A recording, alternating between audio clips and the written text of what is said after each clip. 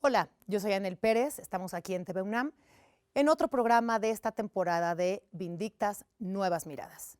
Hoy vamos a hablar de derechos humanos y de la aportación que hacen el trabajo de la ilustración y las ilustradoras y por otra parte el trabajo femenino de la crónica y las cronistas para crear espacios de conciencia y reflexión a través de la relación con la literatura. Comenzamos. Poeta, editora, traductora, feminista, activista y defensora de los derechos humanos, Alaide Fopa escribió desde su propia vida con la contundencia de quien quiere transformar con la palabra. Alaide fue desaparecida en 1980 durante la dictadura de Romeo Lucas García en Guatemala. Hay vidas que son como un grito que permanece en el aire por décadas, no ensordecedor, sino potente para sonar bien lejos. Esa necesidad de alzar la voz para atravesar continentes es una de las características de la poesía, la obra y la vida de Alaide Fopa, española de nacimiento, guatemalteca por decisión política y amorosa. Pasó su infancia en Argentina y se formó en Italia. Poeta, crítica de arte, traductora y catedrática universitaria, fundó un periódico fundamental para la historia del feminismo latinoamericano, FEM. Alaide permanece aún desaparecida desde que en 1980 un grupo de inteligencia guatemalteca conocido como G2 la secuestró una mañana en el centro de la ciudad de Guatemala. La idea de una poesía de combate, de verso corto y directo que la acompañara en su militancia se vuelve palabra. La presencia del romancero en algunos poemas atraviesa un castellano hecho del exilio, una lengua que puede dar cuenta del sueño latinoamericano de la revolución y también lanzar una línea histórica hacia los movimientos de mujeres revolucionarias. Bueno, pues ya estamos aquí en el estudio de Vindictas Nuevas Miradas para hablar de la relación de los derechos humanos con dos géneros en particular. Estamos con Diana del Ángel para hablar, bueno, escritora, activista y que nos va a platicar de crónica particularmente. Gracias, Sí. Diana, por estar aquí. Gracias. Y con Valeria Gallo, a quien admiro mucho, por cierto, y que va a hablar del trabajo de la ilustración y del diseño visual o de la comunicación visual que pueden tener los textos ilustrados. Diana, me gustaría mucho empezar contigo. ¿Por qué el terreno de la crónica ha sido, o bueno, la pregunta más bien, ¿por qué no? Sino, ¿estarías de acuerdo en que la crónica ha sido fundamentalmente un terreno masculino? Pues quizás si pensamos en el siglo XIX y principios del siglo XX, sí ha sido mucho más notoria la participación de escritores en el ámbito de la crónica que de escritoras, pero yo creo que de mediados del siglo XX para la fecha, muchas escritoras hemos comenzado a escribir desde la crónica y fundamentalmente en relación a los derechos humanos en México y también en Latinoamérica. Claro, ahorita vamos a regresar a que nos platiques quiénes son las Vindictas de la crónica, pero antes, Valeria, me gustaría también preguntarte cuál es esta relación de este género de la ilustración en su participación con los derechos humanos. Ay, yo creo que es básico, ¿no? O sea, le hablamos al final a la infancia, a las niñas y niños, ¿no? Apelamos a que hay una persona adulta junto a ellos explicándoles temas difíciles, sobre todo, por ejemplo, con una herramienta, con un medio como el libro álbum, que apela al acompañante de las niñas y los niños, y por ahí podemos hablar de todos los temas importantes, entre ellos, por supuesto, derechos humanos, ¿no? Temas Claro. fuertes como la guerra, la muerte, el duelo, violencia, se pueden trabajar muy bien desde la lectura de textos hacia la infancia. Claro, tú has trabajado incluso textos e ilustraciones que tienen que ver con la violencia de género o con las masculinidades y las feminidades, ¿no? Un poco, sí, con todo esto de la diversidad, de la inclusión, y es una herramienta poderosísima la imagen, la lectura de imágenes en esos años, ¿no? Porque además hay un vínculo emocional con las imágenes, con la lectura de imágenes desde la infancia que no existe a otras edades. Entonces creo que es así básico. Claro, y además creo que tu trabajo de ilustración ha sido no solo en el terreno de la literatura infantil, sino en todos los públicos, como en el libro de Ayotzinapa, del cual vamos a hablar en un ratito.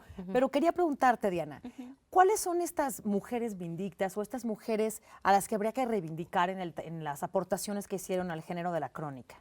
las que abrieron el camino. Sí, pienso mucho en Laura Méndez de Cuenca, que fue una poeta también, cronista, hizo muchas crónicas de viaje porque ella salió, digamos, de México y creo que sus aportaciones fueron muy importantes y solo hasta hace unos 10 o 20 años quizás se le ha comenzado a dar difusión a su obra y bueno, lo relevante de su caso pues es que fue marginada no por lo que escribía, sino por el hecho de que era mujer, ¿no? Y de que tuvo una vida que no estaba acorde a los prejuicios que tenía la sociedad del siglo XIX, de finales del siglo XIX y de principios del siglo XX en México. Y también pienso en otra escritora rusa que se llama Larisa Reisner, que ella murió muy joven, murió a los 30 años. Y ella fue soldado y tiene un libro que recientemente fue publicado por el Fondo de Cultura Económica que se llama Hombres y Máquinas, en donde ella cuenta pues un pasaje de la guerra en la que participó y es muy interesante ver cómo la mirada de una mujer con respecto a la guerra es totalmente distinta, ¿no? Que eso ya también lo señaló después Svetlana Alexievich, pero digamos el trabajo de Larisa es anterior al de Svetlana. Claro, y estamos hablando entonces de estas mujeres cuyo trabajo se perdió, digamos, por el hecho de ser mujeres. Sí. Vamos a quedarnos aquí un momentito, Claro. Vamos a ir a una cápsula para volver y seguir hablando de ilustración y crónica en relación a los derechos humanos. Volvemos enseguida. En ese extraño, nebuloso campo de batalla, varios periodistas nos sentimos retados a escapar del horror, o por lo menos a no quedarnos paralizados ante él, a combatir con investigación, datos, análisis y testimonios el anonimato oficial de las víctimas, a recoger las historias de familiares, sobrevivientes y testigos que describan una realidad distinta a la narrada por los hacedores de la guerra en sus mantas o en sus boletines oficiales.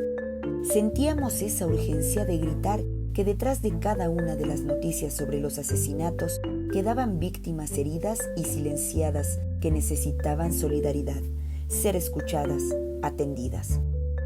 Cuando nos sacudimos del aturdimiento inicial, varios de nosotros escribimos crónicas o participamos en libros donde documentamos los impactos de la violencia de la sociedad. En las charlas y presentaciones de nuestro trabajo abundaba el dolor, pero también entre el público surgía una inquietud. ¿Qué podemos hacer? La pregunta no dejaba de resonar. Entre periodistas nos cuestionábamos si podíamos escribir sobre la violencia sin abandonar a la parálisis, a la desesperanza de la gente. ¿Y cuáles son las historias de vida ocultas entre la muerte? ¿Cuáles las que más urge contar? Ante estas incertidumbres se abrió paso una respuesta, las que dan aliento. Bueno, pues estamos de regreso hablando de derechos humanos, crónica e ilustración con Valeria Gallo y con Diana del Ángel. Valeria, nos quedamos entonces en esta parte en donde las ilustradoras o los ilustradores, algunos de ellos inscribieron sus nombres por encima o quizá adelantándose a algunas mujeres que habría que reivindicar. Sí, platicábamos acerca del creador, bueno, escritor, ¿no? Que sí aparece como coautor de Babar, ¿no? De estos libros del elefantito. Que en teoría es el primer libro ilustrado de la historia, sí, ¿no? ¿no? Hay quien dice que es el primer álbum ilustrado. Jan Brunov, y resulta que la de la idea, o sea, la idea del personaje de las historias era de Cécile Brunov, su esposa, que le contaba las historias de Babar a sus hijos antes de dormir. Y de ahí surgió la idea, ¿no? Y pienso, por ejemplo, en Beatriz Potter, ¿no? Cómo le costó trabajo sacar sus libros de Peter Rabbit. O sea, ella sí conservó los derechos de publicación, que ese es otro tema, ¿no? Pienso también en Marge, la creadora de Lulú, de la pequeña Lulú, Claro. que fue de las pocas, incluyendo hombres, que tenía los derechos de su obra.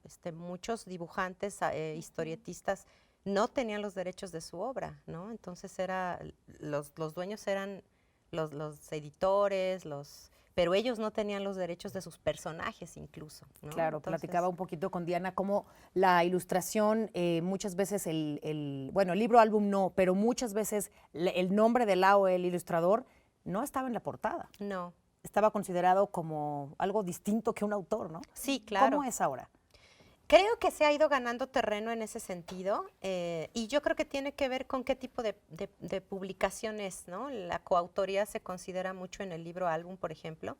En el libro ilustrado yo pienso que debería también de tener un lugar importante, pero no, a lo mejor no como coautoría, porque en un libro ilustrado las ilustraciones acompañan al texto, en un libro álbum narran junto con el texto. Entonces creo que sí hay una diferencia. Pero sí debería de haber más presencia. En la categoría, no, sin duda, estoy de acuerdo contigo. Y ahorita hablamos también de la complejidad que tiene la literatura infantil en relación a otras literaturas. En el caso de la crónica no es así, ¿no? O sea, la crónica se considera un género serio, absolutamente pertinente, necesario, pero ¿tú crees que las mujeres tienen ya un espectro igual o casi igual que los hombres? Yo creo que en México, sobre todo en los últimos 20 años, ¿no? Específicamente después del 2006, cuando fue declarada esta guerra contra el narco, muchas mujeres se han dado a la tarea de escribir a narrar la violencia desde otra perspectiva, ¿no? Porque esa es en buena medida la respuesta, digamos, de muchas cronistas ante la forma en que estaba siendo narrada esa violencia por los medios de comunicación.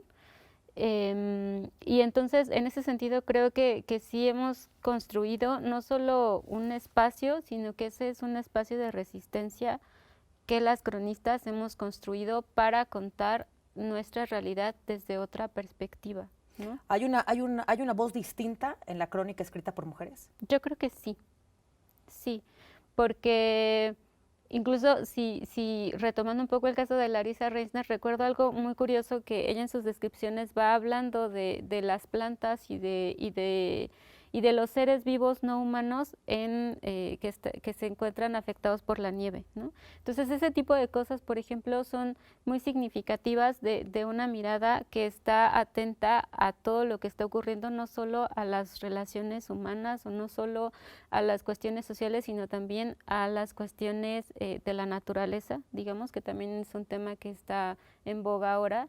Y en el caso de México, la forma en que las mujeres hemos narrado esta violencia tiene que ver no solo con que partimos desde la perspectiva de las víctimas, sino también que buscamos no hacer esto que muchas veces ocurre, que es la pornografía de la violencia, ¿no? Intentamos dignificar a las personas que han pasado por ese tipo de circunstancias tan dolorosas, ¿no? ¿Cómo ejemplifica? ¿Qué es esto de la pornografía de la violencia?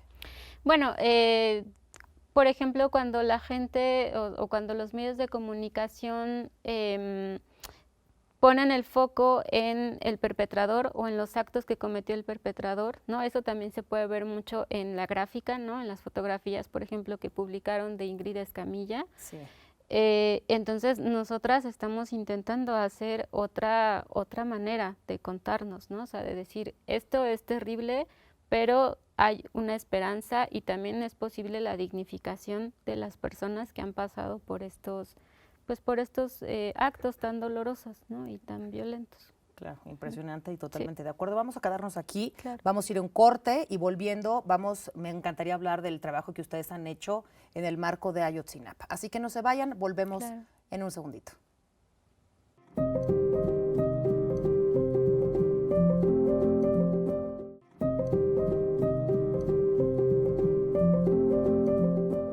Estamos de regreso para hablar de la relación de la crónica ilustración en relación a la toma de conciencia de derechos humanos. Estábamos, Diana, platicando de cómo el fotoperiodismo puede tener una mirada masculina o femenina y una mirada en pro de la víctima o del victimario prácticamente. Sí.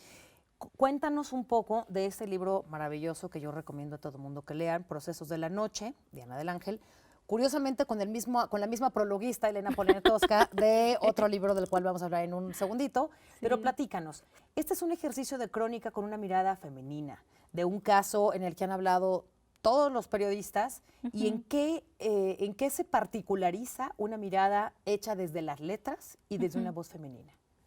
Bueno, ese libro es el resultado del acompañamiento que hice a la familia de Julio César Mondragón Fontes, que es el compañero que fue desollado en Iguala, Guerrero, el 26 de septiembre del 2014. Y entonces, digamos que cuando pensamos en las víctimas de este tipo de actos, desde luego la víctima directa pues fue Julio, pero también hay víctimas indirectas. Y en el caso de Julio, están su esposa, bueno, quien era su esposa cuando lo mataron, Marisa Mendoza, y su bebé, que se llama Melissa. Entonces, a mí me parecía también importante contar cómo ese hecho afecta a otras personas, y muchas de las víctimas indirectas son mujeres, de las víctimas indirectas de todos los actos de violencia que hay, ¿no? Entonces, en ese libro intento recuperar todas las diligencias jurídicas y forenses que tuvieron que llevar a cabo para encontrar justicia y verdad, ¿no? Porque son dos cosas que todavía no existen para el caso Ayotzinapa. Completamente de acuerdo, y más con todos los sucesos de estas semanas y con todas las nuevas investigaciones. Una última pregunta para ya irme con Valeria. ¿Cómo es que un libro literario aporta una lectura distinta de la lectura periodística o de la televisión o de las formas de medios en los que nos enteramos de las faltas y de los ataques a los derechos humanos? O sea, ¿por qué la literatura, y en este caso la crónica, aporta una visión distinta que el enfoque periodístico? Porque te permite contar una historia, y cuando la gente se puede conectar con la historia, en este caso de Julio y de su familia, puede sensibilizarse un poco más, puede conmoverse, y también puede darse cuenta de que no es un caso aislado, ¿no? Sino que, como el caso de Julio, hay muchísimos más en nuestro país. Y creo que eso solo lo hacen las historias. Y para narrar historias, pues necesitamos de la literatura, ¿no? Exacto.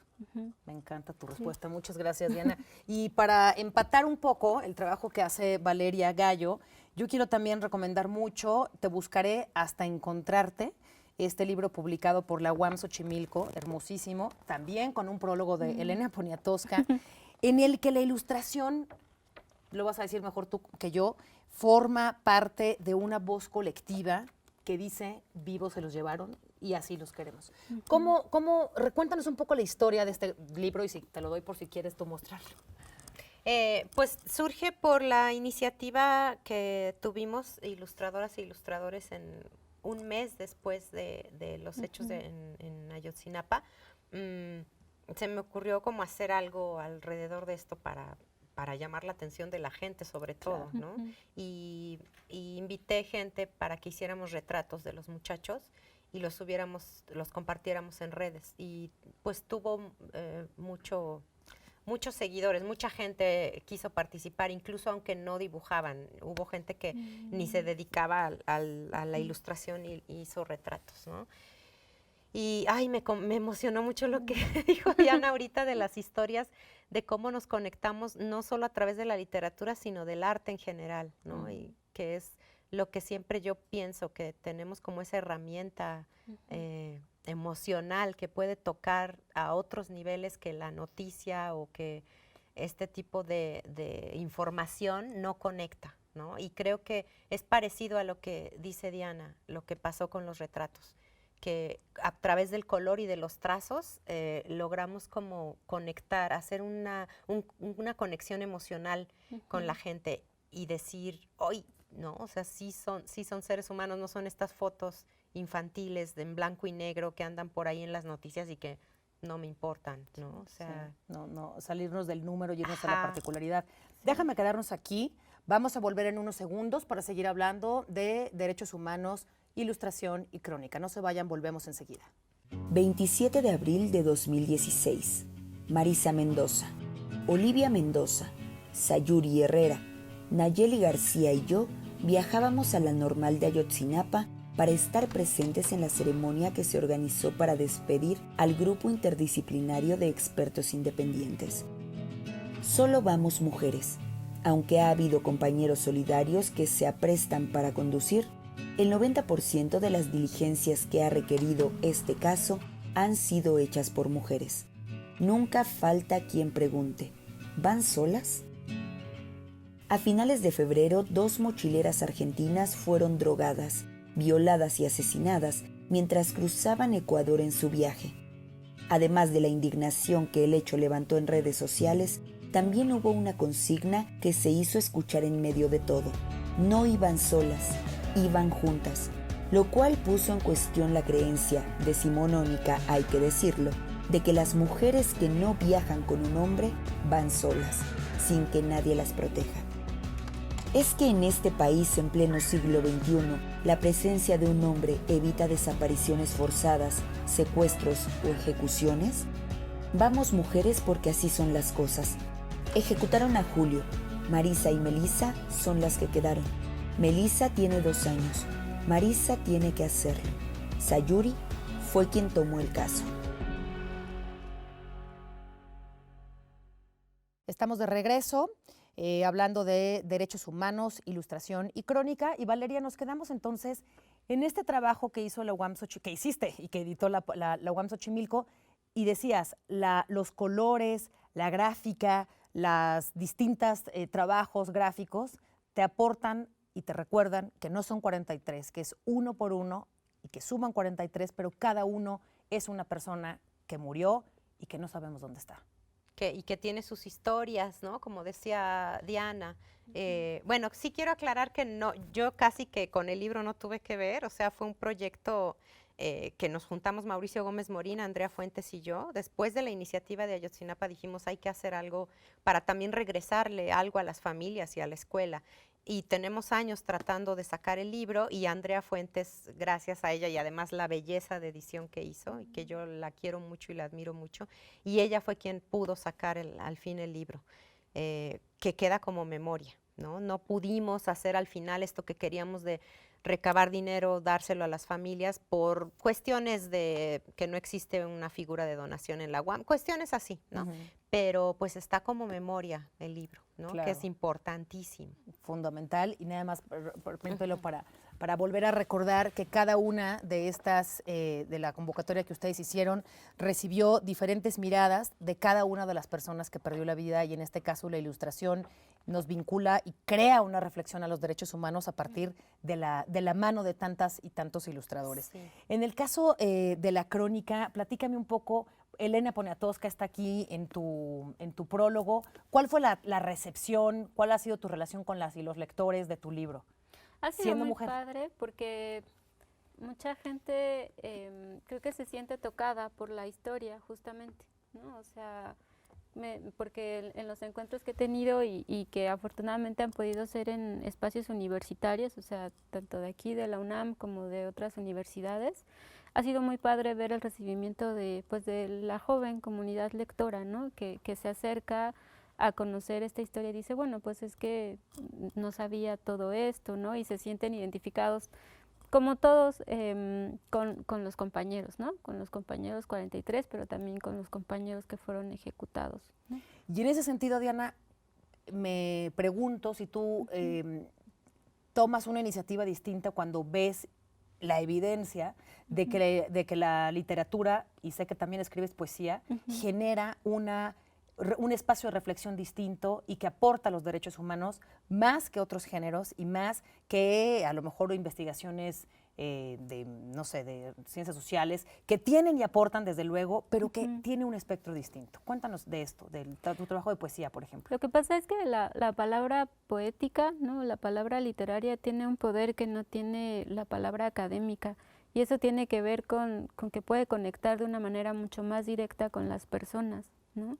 Y esa conexión es inmediata, ¿no? Porque justamente te puede hacer llorar cuando escuchas un poema, cuando escuchas una canción, una consigna, y eso no lo tiene la palabra académica, ¿no? Aunque también es muy valiosa. Entonces creo que por eso es importante que la literatura y la poesía entren a esos terrenos, ¿no? Y permitan como ese puente, ¿no? Entre las historias y las personas que están del otro lado, ¿no? Totalmente de acuerdo.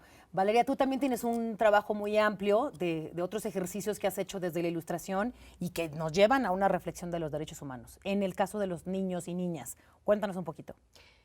Bueno, tengo un libro con Ana Romero, escritora, y yo ilustré, que se llama Nosotras, Nosotros. que es un libro doble que habla de la historia, por así decirlo, de los hombres y de las mujeres. Las cosas que a las mujeres se nos han prohibido, nos han estado prohibidas, y las cosas que de alguna manera se le han obligado a los hombres, ¿no? Como no llorar, ser valientes, ir a la guerra. Y hay como un encuentro en medio de hombres y mujeres, no por cuestión de sexo ni mucho menos amorosa, sino como personas, como seres humanos. Ese libro está en el Fondo de Cultura Económica.